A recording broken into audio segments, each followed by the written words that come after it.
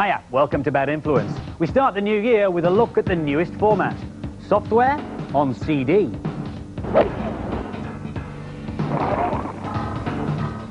Our main review this week is the gorgeous-looking Ecco the Dolphin on the Mega Drive. And I'll be explaining how powerful computers can be used to tinker with reality. But first, there's only one game so good it appears on practically every format. Any idea what game it is? Well, it first appeared on the Amiga in 1991. It's completely original and it stars these small furry creatures who've got suicidal tendencies. It is, of course, Lemmings. This is the original version on the Amiga. And they all drop from this trap door in the ceiling and you've got to guide them safely home to this door on the bottom right-hand side. Now, when they're in their first state, they just walk into things and walk off things. So you have to give them different skills. I've made this one into a digger, so he can dig down and they can get home, and this level's very easy because it's the first one, but in later games you need to use all the various different skills to get the right way. For example, you can make them into floaters so they float down from heights, or climbers so they climb over things. Or you can nuke them. You just click on that and you've got a 5-second countdown. 3, 2, 1, ah! She's rotten, isn't she? This is the same level on the Spectrum, which is a much older and simpler computer than the Amiga. But all the essential elements are there. Unfortunately, no mouse or joystick on this game, however. I have to move the cursor around using keys on the keypad and then assign skills to the Lemmings by pressing another one, which I'll use with the thumb to make him a digger like that. Obviously, the graphics are quite limited and there aren't many colours to play with either. And whereas in other versions of Lemmings you may be asked to deal with up to 80 or 100 on some of the more advanced levels, on this game you'll never be asked to deal with more than 20, which is about my limit, actually. Actually, I do agree with that. Lemmings also need saving on consoles and handhelds. This is the version on the SNES. And on this one, I have to make the Lemmings into blockers so that they don't fall off the platforms. And when you think things are going swimmingly, which they're not exactly at the moment, but now I've made that one a blocker they are, you can press on this and they come out 5 times faster, which means you can also test your skill because you've got to get there a lot quicker. And I think I'm going to lose a couple here. Ah! You can change the different skills by using these buttons. I'm going to get back onto blocker there, or I'll miss him. And on the other ones you use the mouse, and I think they're all going to go home there. The latest version of Lemmings is on the Game Boy. And as you can see, they're tiny backgrounds and tiny sprites, but it all works, and it's just as playable as ever. Small might be beautiful, but this is state-of-the-art Lemmings. The game is exactly the same, but this is the Apple Macintosh version with wonderful graphics and digitized sound. On this level, whereas Violet was using the blockers to stop the Lemmings moving, I'm going to use the blocker and turn him into a bomber by selecting the explosion from the bottom set of tasks here. And then after the countdown, he will blow a hole in the floor there, and all the Lemmings will be able to walk through. I select another blocker, and I will position him right by this wall, and then I will give him the task of being a bomber as well, and then hopefully he'll blow a hole in that wall and all the Lemmings will proceed home to base safely. Well, at least that's the theory. If you fancy having a go at it yourself, all the details of the different Lemmings formats are at the end of the programme in the Data Blast. Our main review this week is Ecco the Dolphin on the Mega Drive. Ecco was a happy and carefree dolphin until a mysterious vortex ripped all life from the sea. Now he's got to swim around, find his friends and save the underwater world. Here's Alex. This is a really unusual game. I've never seen anything like it before. It's great to see a fresh idea on the market. Ecco can also use his sonar to talk to the inhabitants of the sea. Some of the puzzles are very hard. This whale obviously isn't going to help much in finding my pod, which in case you didn't know is a herd of dolphins. There's loads of things to do in this game. The crystal there is a key, which when you touch it gives you magical powers to open up different doors. You've also got to get air pockets. Because you're a mammal, you run out of air easily. You can also use the sonar to bring up this map. This shows you around the levels. Always keep your eye out for loose rocks and shells. They can come in handy. What I've got to do is, with this shell, is nudge it against the first rock, and then balance it upon my nose, and I can get through.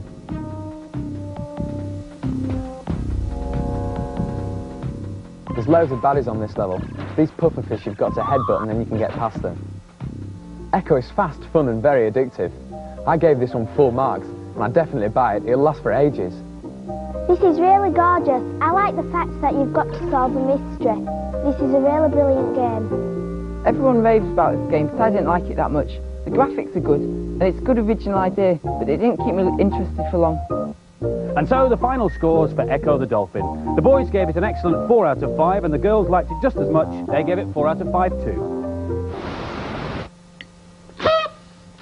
Happy New Year, slimy fertilers. I hope you had a nice one and got all the rappy-uppy things that you wanted.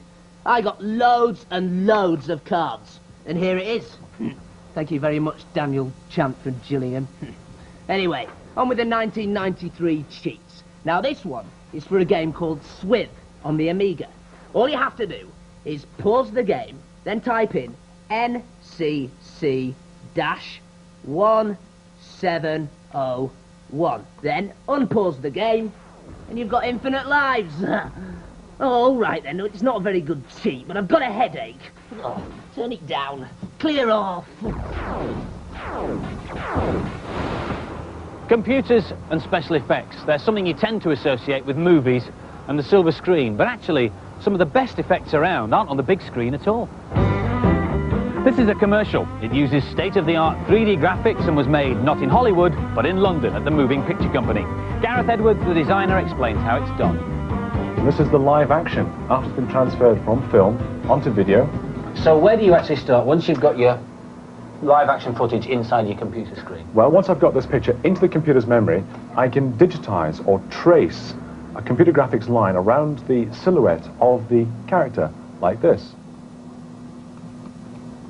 And while I finish doing the dot to dot, I can then tell a computer that that is where the object is, and it'll remember it.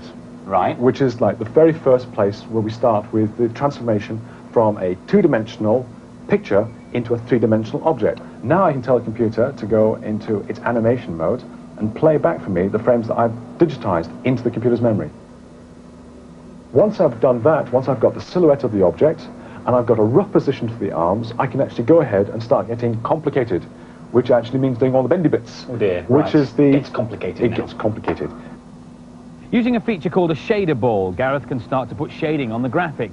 He then adds the lettering and a bit of texture until he gets the right look. And we add them together, we get that kind of effect. Now you can see the reflections on the surface there. Yeah. The reflections of that surface are created using this picture. Why is there a haunted house on the screen? Almost anything will do as long as it's the right kind of Because it's moving texture. around so That's much right. and stuff, you're not really going to notice. How long has it taken you, the two of you together, to create this sequence? Believe it or not, 7 weeks. For how much actual animation on screen? About 20 seconds. When Gareth has finished making the three-dimensional computer graphic version of the biscuit wrapper, all that information is transferred onto another computer called a Harry. That's operated by Paul. What the Harry computer basically does is combine the real people and the computer graphic and make it all look, well, real, if you like. Where do you start, Paul? This is the clean background as it was shot, like that. So first of all, we need to put the computer graphics on to make sure that it's going to fit. Well, if Gareth got his dot-to-dot right, it should, shouldn't it? Exactly. So there we can see the computer graphics being combined with the live-action background. Now the first thing we can see is that it looks stuck on, it looks very, very sharp. So we need to soften it. We also need to knock the colours back a little bit, just to make it sit in that bit more. To get rid of the arms, we take it into an area of the Harry called the paint box, which allows us to actually paint on the screen. So frame by frame, we have to cut out areas of the picture, and then we stick those down onto the area of the picture where the arms are, which enables us to remove the arms. The Harry machine is the one which adds all the finishing touches. The one I like best is called motion blur. Get this. The way we do the motion blur is we take it again into the paint box, and by using a function called cut and paste, we cut out a small area of the picture, and using that like a tool enables us to actually smudge the picture underneath. We can mimic that on the actual computer graphics to give it, again, that added little bit of realism. So now you know of all the hard work and computer magic that goes into creating just one commercial. Now it's done, all we have to do is sit back and enjoy the finished product. And possibly a biscuit. Anyone?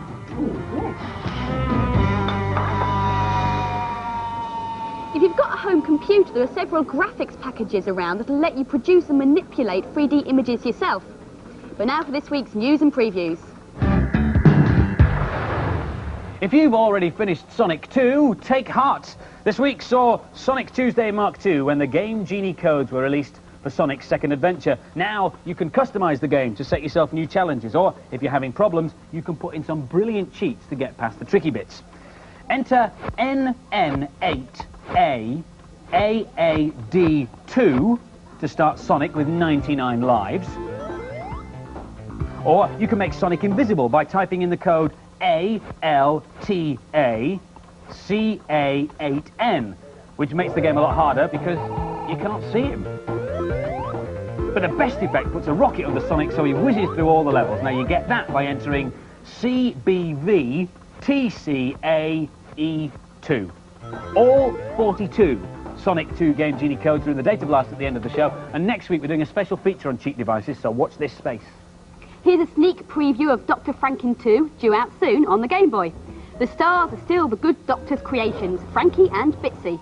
But this time our hero has a problem with the electricity board. He can't pay a mega bill, so he's got to hunt high and low in an effort to find old Dr. Frankenbone's money. Go to it, Frankie. New Year's resolutions. Number 1, do not get kissed by Violet. Yes. Number 2, take less exercise. Yes. Right, Deep Techies, this is a cheat that lets you skip straight to level 2 on Steel Empire on the Mega Drive. All you do is hold down B and keep pressing start. Here we go, flicking through all the option screens. Wait for it, wait for it. There you are, on level 2. Amazing. Right, I better carry on with my New Year's resolutions. Number 3, be nicer to Spikey the Hedgehog. Yes, all right. Number 4, do not get kissed by Andy. Yes, that's a definite. Oh, horrid. Don't worry, Nam. There's no chance of that. This is the latest Mega Drive from Japan. It's called the Mega CD, and not surprisingly, the software comes on CDs, which you pop in just like you do with your music centre at home, close it up, and then you have to select CD-ROM up here, press the A button, and sit back and enjoy some wonderful graphics. This is Afterburner 3, and as you can see, the graphic quality is quite incredible. It looks just like it does in the arcade. Amazing stuff. Mega CD games won't run any faster, but they will be bigger, and the reason is because you can get so much more information on a CD than you can on a standard console cartridge. For example, a CD could easily cope with all the information of this, the entire Oxford English Dictionary. In fact, this one does. All 20 volumes. Ah! More Lemmings! This is a CDTV, which is basically an Amiga painted black with a CD drive. You can also get the CD drive separately to plug into your telly so you can play your CD games that way. Basically, it works like a very powerful disk drive. This is a flight sim that's being developed for it. The fractal backgrounds are coming straight off the CD. Also, there are loads of educational packages and games that are currently being developed for it, but as it comes with keyboard, mouse and a floppy disk drive, you can play your older Amiga games on it while you're waiting. This is the most user-friendly interactive CD system. It's called CD Interactive, or you can abbreviate it to CDI, and it's being sold heavily as a complete home entertainment system. Now, because you can get so much information on a CD, when it comes to games, you can really make use of that facility. This is a golf simulation. I'm on the first tee, ready to take my opening shot, but I'm facing in the wrong direction. So I'll move this little cursor thing and position myself so I'll shoot it down the middle of the fairway. Now, watch the guy move. Now I've decided what position I want to shoot it from. Look at that. It's like a real fella. I've already chosen the club I want, so now I've just got to give it a right good belt, and it should go straight down the middle. There's about 50,000 photographs to choose from on this CD, so wherever my ball has landed, in the water, unfortunately, the CD will be able to pick it out and show me exactly where I went. Of all the formats, I think this golf game is probably one of the best. There are other games around, but the hardware in the CD area is wonderful, but I think it would be fair to say that the software hasn't really caught up yet. You can also play your music CDs on this, and you can get TVs and films soon on CD as well, and the whole system of CDI is compatible with the Kodak Photo CD system that allows you to put your family snaps on a CD at somewhere like Boots. Eventually, the manufacturers are hoping, can you hold this a second? They're hoping that instead of a computer, a console, a library full of books, an old shoebox full of snaps and a CD player, you will have one of these. It is a portable CD and computer. It's a Sony Data Discman, and whilst it can't do all the things that its brother can do, it's getting there and it's portable. And now for some more games reviews. Magical Quest is yet another game starring Mickey Mouse. This time he's hot on the trail of his missing mate Pluto, who's been snatched by evil Emperor Pete, which I think you'll agree is a pretty cool name for an emperor. Here's Kathleen. This is a lovely game. It's easy to pick up and very fun to play. You're in an enchanted world, so the most unusual things can happen. If you pick up these gold blocks, you can spin them and then you can get coins underneath. If you get this block and then throw it at the treasure chest, there's loads of coins underneath. If you go onto this tomato, it can protect you from spikes, so you just need to walk as fast as the tomato goes. This is an end-of-level boss. He shoots out these babies and you've got to try to kill them. And if you can spin them as well, and if you spin them, you can get extra points. If Mickey changes into different costumes, he gets extra magical powers. I love this game. It's just as good as Castle of Illusion. It's nothing special. It's quite fun, but there's nothing original in it. I'm not a great fan of this one. It's not very interesting. It's just an average platform game. And the scores for Magical Quest, the boys gave it an average score of 3 out of 5, but the girls liked it a bit more and they gave it 4 out of 5. After all that conspicuous consumption over Christmas, here's a new game priced at a lean $7.99. The Galactic Warrior Rats, who actually look more like Galactic Warrior globs to me, have a mission to find and destroy a computer which is set to blow up their world. Here's Matthew to help them. This game is fast and full of baddies. Lots of weapons to choose from if you've got enough money. And there's some really good touches in the gameplay. This is a very good looking game in parts. Although the music is a bit poor, the sound effects are excellent. It only slows down when the action is very full. Right, I'm just going through the door here. You can pick up credits when you kill enemies, and you can use these towards buying weapons, ammo, coolant which reduces damage from enemies, or orbits which follow you around adding power to your fire. As you can see, you can't really afford to stop shooting for very long. I think this game is great value and a real challenge, but if you don't like fast shooting games, it's definitely not for you. I like this. It's a playable, nice-looking game with great sound, and it's a bargain. This is not my sort of game. As soon as you get out of your base, you get shot at. I don't see the attraction in games like this. And the scores for Galactic Warrior Rats, the boys gave it 3 out of 5, and the girls thought it was an average game as well. They gave it 3 out of 5. Way! Way! Whoa! Here are some level codes for Space Harrier on the Game Gear. Right, I'm going to try level 9. I hope you've got your biros ready and jotting these down. Level 9. Right. B, F, C, H. Level 9. It works. It works. Hey! Beam me up, Scrotty. Whoa. Whoa. Live long and prosper, Nam. If you want to record the data blast, set your video recorder now. Last week's competition was to win loads of copies of the new Take That video, Take That and Party, and the winners' names are going across the bottom of the screen now. Congratulations to you. The competition question, you will recall, was what were the names of the 2 bands the boys were in before they formed Take That? And the answer was The Cutest Rush and Street Beat. This week's competition prize is to win 5 copies of Lemmings, and the question is, are lemmings a type of rat, a type of guinea pig, or a type of squirrel? Send your answer on a postcard or a stuck-down envelope to the usual address. Mark's competition to reach us no later than next Monday, please. And don't forget to tell us what format you would like Lemmings on. Hope you've enjoyed the programme. We'll see you next week at the same time. Take care. Bye-bye. Bye.